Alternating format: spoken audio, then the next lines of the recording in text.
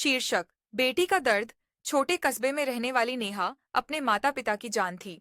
माँ सविता और पिता रामलाल की इकलौती संतान। नेहा बचपन से ही समझदार, हंसमुख और दूसरों की मदद करने वाली थी। पिता कहते, मेरी बेटी मेरी शान है। माँ मुस्कुराकर जोड़ देती, हाँ, पर याद रखना, बिटिया पराई होती है। यह पराई शब्द हर बार नेहा के दिल में कहीं गहराई तक उतर जाता था। समय बीता और उसकी शादी शहर के एक अच्छे परिवार में तय हो गई। ससुराल में शुरू में सब अच्छा लगा, नए लोग, नई जगह, नया घर। पर कुछ ही महीनों बाद नेहा को एहसास हुआ, अब वह बेटी नहीं रही, बस बहू रह गई है।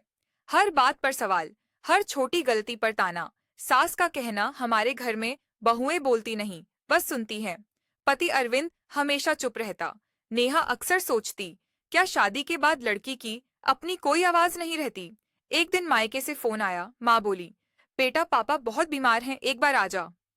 नेहा के हाथ कांप गए। वह भागकर पति के पास गई। अरविंद, पापा की हालत खराब है, मुझे जाना होगा। अरविंद ने ठंडी आवाज में कहा, अभी नहीं जा सकती, यहाँ बहुत काम है। वैसे भी डॉक्टर है ना वहाँ। सास ने जोड़ दिया, अब ससुराल ही तेरी दुनिया है, मायका नहीं। नेहा ने सिर झुका लिया। पर 3 दिन बाद खबर आई, पापा अब नहीं रहे। उसकी दुनिया थम गई। वह न चिल्ला पाई, न किसी पर गुस्सा कर पाई। बस खामोश होकर कमरे में जाकर टूट गई। कुछ दिन बाद वह मायके पहुंची। माँ ने उसे देखा और टूटकर गले लग गई। तेरे पापा तुझसे आखिरी बार मिलना चाहते थे, तू क्यों नहीं आई? नेहा रोते हुए बोली, माँ, मैं आई होती अगर कोई मेरी बात सुनता। माँ ने कहा, बेटियां शादी के बाद भी बेटियां ही रहती हैं, पर दुनिया भूल जाती है ये बात। उस रात नेहा पिता की तस्वीर के सामने बैठी। आंखों में आंसू थे, पर दिल में अब आग थी। उसने खुद से कहा, मैं अब किसी और बेटी को यह दर्द नहीं झेलने दूंगी। नेहा ने ससुराल में ही कुछ महिलाओं को इकट्ठा किया जो अपने अपने दुखों से टूट चुकी थीं। किसी का पति बेरोजगार था, किसी को मायके जाने नहीं दिया जाता था, कोई सिर्फ इसलिए चुप थी क्योंकि औरत होकर सवाल नहीं पूछ सकती। नेहा ने कहा, हम सबके दुख एक जैसे हैं।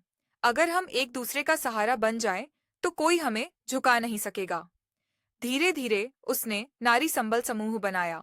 यह समूह महिलाओं को सिलाई, पापड़ बनाना, ऑनलाइन उत्पाद बेचना और सरकारी योजनाओं की जानकारी देने लगा। नेहा ने अपने घर की एक खाली कोठरी में छोटा सा प्रशिक्षण केंद्र खोल दिया। शुरुआत में सब उसका मजाक उड़ाते थे, बहू घर का काम छोड़े और अब समाज सुधार करेगी। पर नेहा डटी रही। कुछ ही महीनों में उस समूह ने 20 महिलाओं को काम सिखाया और पहली बार उन्होंने अपने हाथों से कमाई की। वह मुस्कुराकर बोली, हम अब किसी पर बोझ नहीं, अपने पैरों पर खड़ी हैं। नेहा खुद भी आत्मनिर्भर बन गई। उसने ऑनलाइन काउंसलिंग का कोर्स किया ताकि औरतों को मानसिक रूप से मजबूत बना सके। लोग अब उसे बहू नहीं, बल्कि नेहा दीदी कहने लगे। एक दिन स्थानीय प्रशासन ने नेहा को सम्मानित किया, समाज में महिलाओं की आत्मनिर्भरता की मिसाल के रूप में। पुरस्कार लेते हुए नेहा ने कहा, जब मैं टूटी थी तब किसी ने मेरा दर्द नहीं समझा, इसलिए मैंने ठान लिया कि अब कोई बेटी अकेली नहीं रोएगी। रात में वह घर लौटी, पिता की तस्वीर के सामने दीपक जलाया और कहा, पापा, आपकी बिटिया अब औरों के सपनों को जीना सिखा रही है। उसकी आंखों में आंसू थे, पर इस बार कमजोरी के नहीं, गर्व के आंसू। आप हमारे चैनल पर नए हैं तो कृपया चैनल को सब्सक्राइब कर लीजिए और वीडियो को लाइक करना न भूलें।